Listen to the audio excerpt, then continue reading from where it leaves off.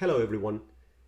So in this video tutorial today, what we're going to do is we're actually going to create our first server on DigitalOcean. And we're going to do that using Terraform.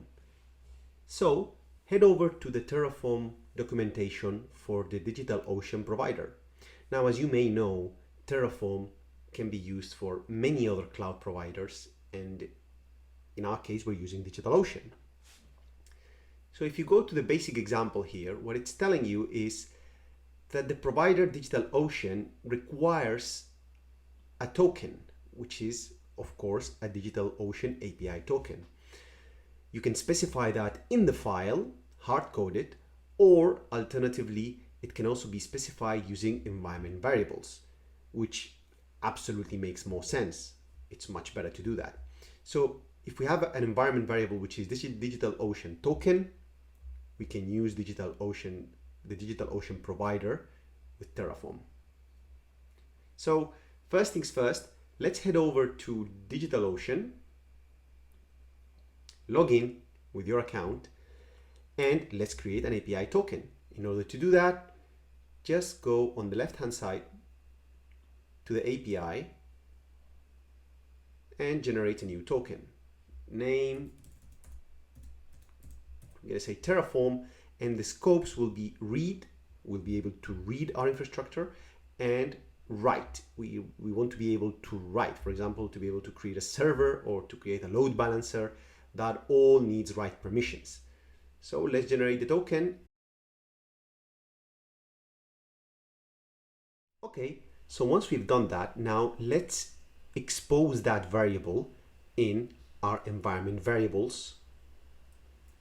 The way we can do that is in our terminal, export DigitalOcean underscore token equals, and then here, whatever token you got from the DigitalOcean API, from the UI. Perfect. Once you've done that, I've created in our project, which we set up in the last video, a new file which is main.tf. Now, tf stands for Terraform, and that's the file extension you're going to use to set Terraform up and set anything you need with Terraform. So what we're going to do here is we're going to say provider, there you go, DigitalOcean. And because the documentation states that we can just have an environment variable for it, we won't do anything else. We'll just say that, we'll go back to the terminal, and then we'll do Terraform plan. Now, what does this do? So Terraform plan, what it does is it takes your local changes and it makes a diff with whatever Terraform has in its state files.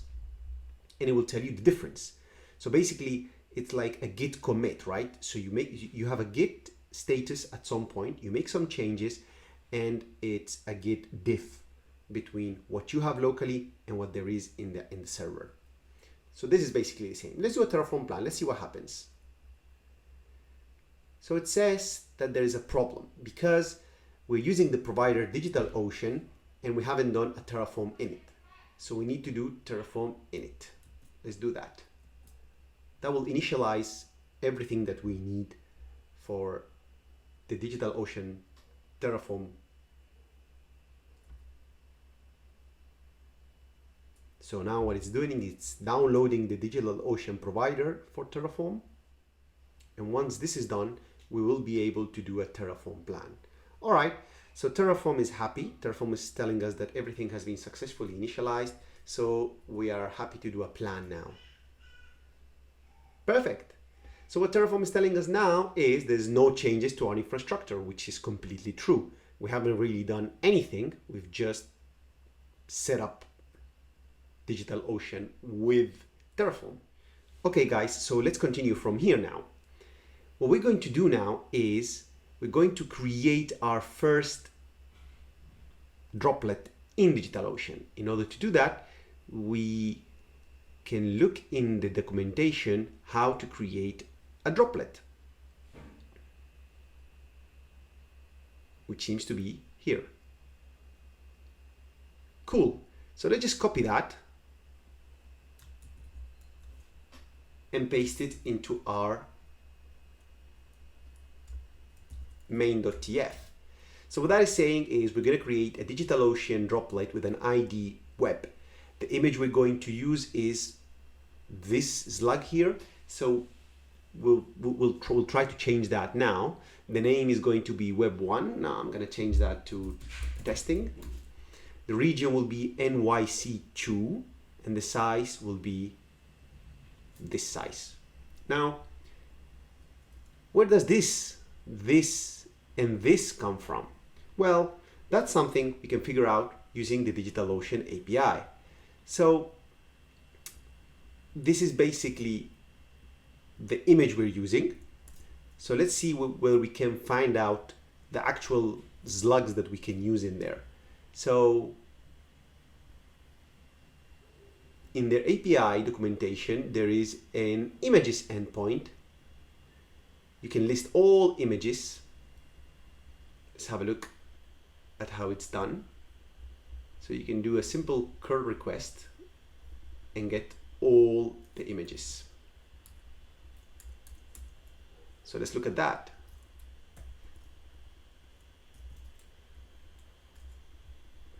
Now that is failing, right? Because it's unable to authenticate us. So that is because the bearer token that it's using is the incorrect one. So let's just use the correct one.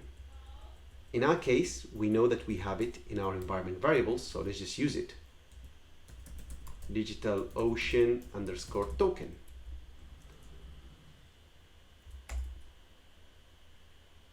Perfect. These are the images. Now, this is something I like to do. I like to use JQ, which is a nice tool to make it all look much nicer, as you can see. So inside of that, we have images. And inside the array of images, we have a slug. This is the slug that it's actually using. Terraform requires you in order to set the image. So let's just change this to be JQ. Now this is something you may use with any other tool. I like JQ, but it's of course up to you.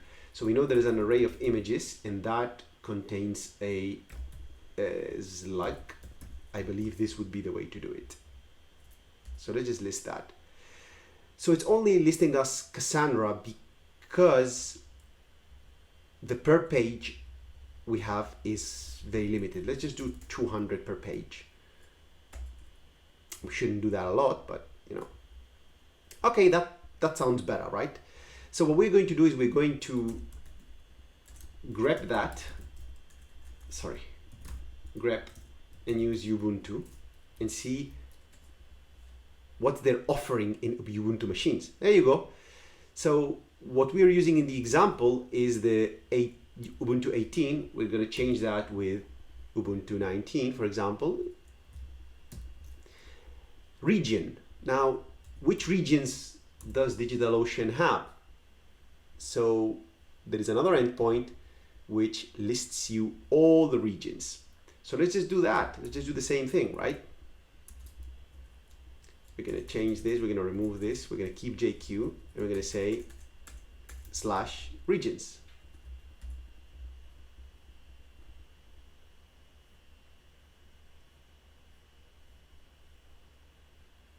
Okay, so we have many regions, and in my case I'm going to choose London, which I know it's one of the regions. So it seems like we're going to end up doing the same thing as before. So let's just do that, right? Dot regions, it will be, and from that dot slug. There you go. So this is probably London, right? So let's just use Lon1. You can use any other one that you need. And then we have size. Well, we're going to choose the cheapest one. Let's have a look at the API documentation for droplet sizes. To be honest, the documentation is really good. There you go. We have an endpoint for sizes. list all sizes will be /sizes. So, hey, couldn't be easier. Let's just do sizes. Right. Okay, so sizes has it's an object that has sizes, which is an array. So let's just do that. Sizes.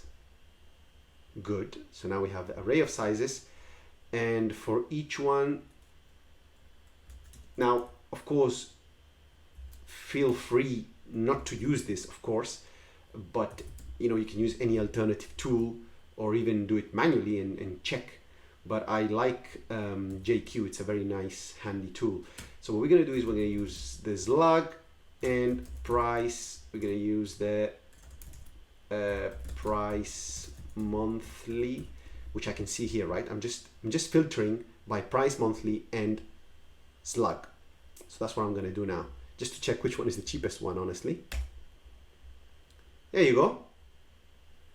Perfect. So I'm going to go for the cheapest one, which is £5 a month, which is this one, which happens to be the one that they set already. Perfect. So now we have our machine ready. Let's just do Terraform plan now. Now I do expect now something to be said by Terraform, because our local status is different than the status there is in DigitalOcean, which is we have nothing. So what it's telling us here is I'm going to plus, which means create. I'm going to create for you a DigitalOcean droplet with the ID of web, with the name testing, this size in this region, and all of that. So it sounds okay to me. So what I'm going to do is I'm going to Terraform apply. Apply, what it does is it takes the state, it actually makes it happen. It will always ask you to say yes, type yes, just for security. And I'm going to type yes. So what it's doing now is it's creating the droplet in DigitalOcean. You can actually go to DigitalOcean now, and you'll see that there is a droplet being created, which is called testing. This is great.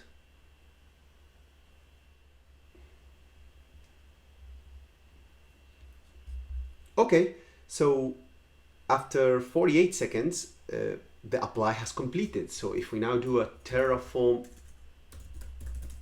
plan,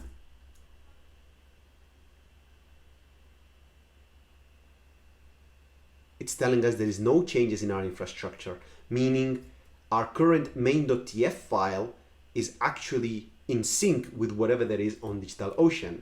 So if you actually now list what we have in here, you will see that we have a terraform.tf state file. Now the tf state file is the definition of what Terraform has already executed, meaning that's where it gets its state from, what you have applied already in Terraform. If you look in here, you will see a .terraform, which is where our DigitalOcean sources are inside, basically.